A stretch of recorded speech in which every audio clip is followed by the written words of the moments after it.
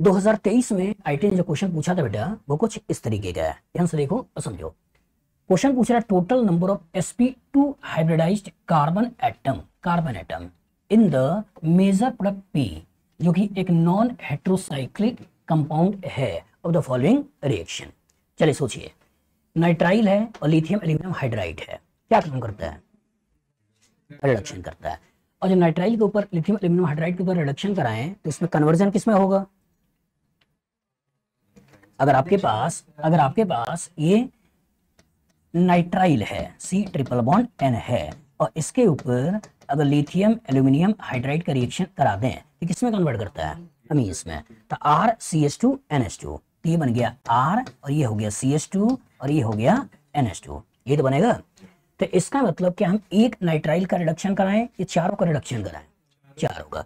तो इसका तो जो ये कार्बन दिख रहा है, इस कार्बन को तो ऐसे ही बना लो, इसके आगे CH2NH2 CH2NH2 CH2NH2 CH2NH2 ये बनाओगे तो यहां से हो गया CH2NH2 CH2 और ये हो गया NH2, यहां में CH2 ये हो गया NH2, यहां हो गया CH2 और यहां भी हो गया NH2 और यहां CH2 और ये हो गया NH2, ये बन गया। इसके बाद कह रहा है कि इसके ऊपर एसीटोफिनोन का रिएक्शन है और ये भी एक्सेस में है। तो अगेन अब जो आया वो क्या आया? Common name. और जो कॉमन नेम आया था कि इसका स्ट्रक्चर आना चाहिए नहीं आना चाहिए?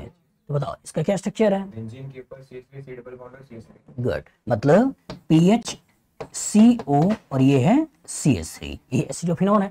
और याद करो ज्योमेट्रिकल आइसोमरेज पढ़ाते समय हमने आपको बताया होगा कि जब भी कभी एल्डिहाइड या कीटोन का रिएक्शन, चाहे वो एल्डिहाइड हो या कीटोन हो, इसका रिएक्शन NH2G से कराते हैं तो क्या करते हैं? यहीं से वाटर मॉलिक्यूल निकाल लेते हैं।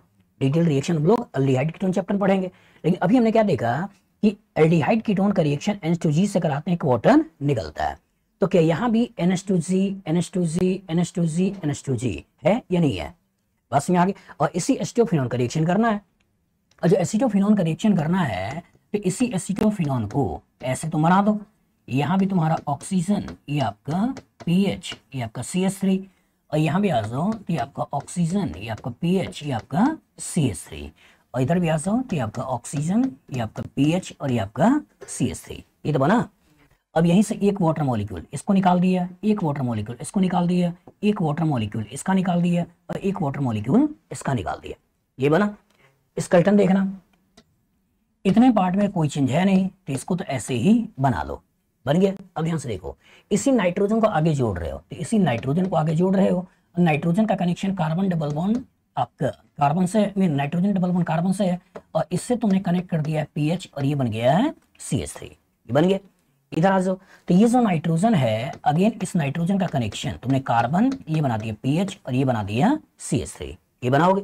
इधर भी आ जाओ तो इधर भी आगे तो आपका नाइट्रोजन, ये डबल बॉन्ड, ये आपका PH और ये CH3, और यहाँ भी आ जाओ तो ये नाइट्रोजन और ये डबल बॉन्ड, ये आपका PH और ये आपका CH3, ये तो बना। अब बताओ, क्वेश्चन कह रहा है कि total number of sp2 hybridized carbon, focus किस पे है? कार्बन पे है। बताओ इसमें कितने sp2 हाइब्रिडाइज्ड कार्बन है?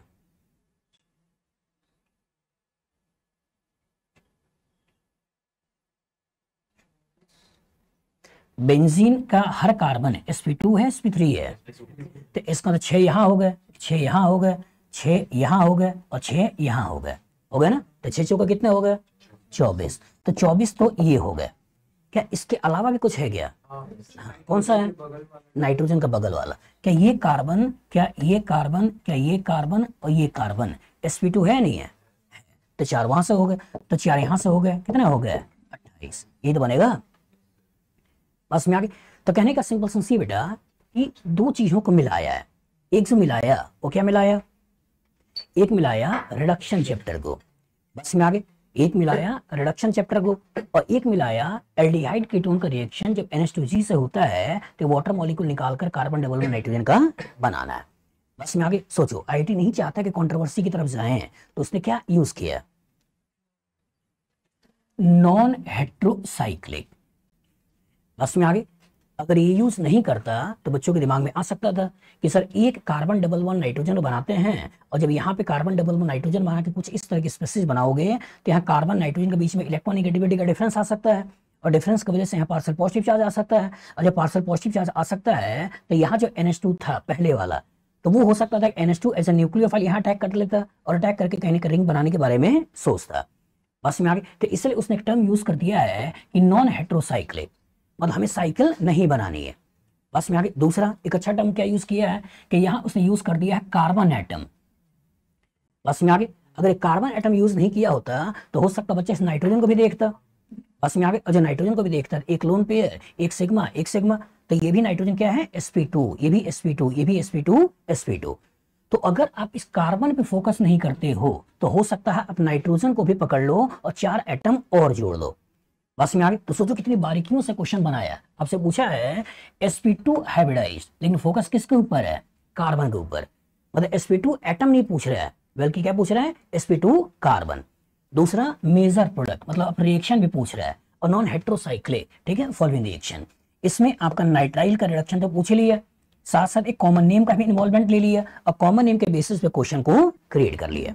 बस में आगे गलती से बच्चे के दिमाग में ये आ गया एसीटोफिनॉन, ये आ गया, ये कौन सा मॉलिक्यूल है, एसीटोन। तो क्या नंबर ऑफ sp2 कार्बन कम होगा या नहीं होगा, होगा। गलती से भी अगर बच्चे के दिमाग में ये आ गया PHCO और PH, इसको बोलते क्या है, बेंजोफिनॉन, तो गलती से भी ये आ गया तो क्या इसके कॉरेस्पॉन्डिंग बच्चा गलती करेगा नहीं करेगा, करेगा। तो कुछ कॉमन नेम का इन्वॉल्वमेंट से भी क्वेश्चन की मिक्सिंग होती है। तो फ्यूचर में इस तरह क्वेश्चन आएगा, लग जाएगा पक्का। केमिस्ट्री के इस क्वेश्चन को करने के बाद आपको मजा तो खूब आया होगा, आपको लग रहा होगा कि काश कोई ऐसा पेज होता जो सर ने बनाया हो और अपने माइंड के अंदर जो थॉट्स है उस थॉट्स को हमसे शेयर कर पाएं, जिससे कि मैं एक ही पेज के कॉरेस्पॉन्डिंग पूरा का पूरा ऑर्गेनिक रिएक्शन को रिवाइज कर पाऊँ। तो है बेटा, अमेज़न पे अगर आप जाते हो तो यहाँ पर मेरे द्वारा 2 पेजेस बनाए गए हैं, जिसको मैंने बोला है कैप्सूल पेज है, ठीक है, जिसका साइज 20 इंच बाई 30 इंच है, मतलब ये कुछ इस तरह का साइज का कैप्सूल पेज है, आप देख सकते हो, जिसका साइज 30 इंच बाई 20 इंच है। इन्हीं एक एक पेजेस के कॉरेस्पॉन्डिंग अगर आप देखते हो तो इस पेज में पूरी ऑर्गेनिक केमिस्ट्री में जितने भी रिएक्शन हैं उसके क्या की नोट्स हैं जो आपको दिमाग में रखने चाहिए, वो यहाँ पर देखने को मिलते हैं। और पूरी ऑर्गेनिक रिएक्शन में कितने केमिकल रिएक्शन आपके सिलेबस में है, जिसके इर्द गिर्द आपकी दुनिया घूमती है। मतलब अगर बाउंड्री ऑफ केमिकल रिएक्शन की बात करें जो आपको पढ़ना ही चाहिए, आना ही चाहिए, उसका इंफॉर्मेशन आपको इस पर्टिकुलर चार्ट में देखने को मिलता है। अगर आपने केवल इन दोनों चार्ट को भी प्रॉपर तरीके से पढ़ लिया तो मेरी गारंटी है, जो पिछले 20 सालों से मैं पढ़ा रहा हूँ IIT और नीट के बच्चों को, सारे के सारे क्वेश्चन लगभग इन्हीं पर्टिकुलर चार्ट से पूछे जाते हैं। मतलब इन चार्ट को जितनी बार आप रिवाइज कर सकते हो करिए और अपने कॉन्सेप्ट को एनहेंस करिए। इसको लेने के लिए आप अमेजन में जा सकते हो। अमेजन में आप यहाँ पर लर्नोफाई टाइप करिएगा, तो लर्नोफाई टाइप करने पर आपको यहाँ पर मेरे द्वारा बना हुआ चार्ट दिखाई दे जाता है। अलॉन्ग विद दैट, अगर आप चाहो तो और इन्फॉर्मेशन के लिए, अगर आप IIT एडवांस की तैयारी करते हो और चैप्टर के मिक्सिंग के क्वेश्चंस को लगाना चाहते हो, तो आपके पास बुक है 10 का दम, जिसमें एक एक क्वेश्चन के कॉरेस्पॉन्डिंग 10-10 रिएक्शनों को मैंने मिलाया है और कॉन्सेप्ट एनहेंस करने की कोशिश किया है कि जिससे कि बच्चा प्रॉपर मिक्सिंग ऑफ क्वेश्चन को प्रैक्टिस कर पाए। और इसको मैंने रेफरेंस लिया है 2007 से लेकर 2024 तक के पेपर में IIT के जो क्वेश्चन आए हैं उन्हीं के आगे या पीछे जोड़ते हुए क्वेश्चन को मैंने फ्रेम किया है। काफ़ी अच्छा क्वेश्चन बैंक है, इसके थ्रू अपने प्रैक्टिस कर सकते हो। दूसरा, जो बच्चा मेडिकल की या IIT की तैयारी करता है उसके लिए DPPs, मतलब इसके अंदर 80 DPPs हैं और सभी के अंदर 10-10 क्वेश्चन हैं। इसके कॉरेस्पॉन्डिंग 800 क्वेश्चन जो पूरी ऑर्गेनिक केमिस्ट्री को चैनलाइज वे में सिस्टमेटिक तरीके से बच्चों को नॉलेज को इनहेंस करता है और प्रॉपर तरीके से उनका नॉलेज को बढ़ाता है। मतलब कम question corresponding quality of question को देना और सिस्टमेटिक तरीके से देना। उसके बाद अगर कम टाइम है और आप चाहते हो कि पूरी केमिस्ट्री का रिवीजन कर पाएं, तो यहाँ पे आपके पास 30 डे चैलेंज, ये 2 वॉल्यूम में है। एक आपका वॉल्यूम 1 जो कि IIT के लिए है और दूसरा वॉल्यूम 2 जो आपका मेडिकल वाला बच्चों के लिए है।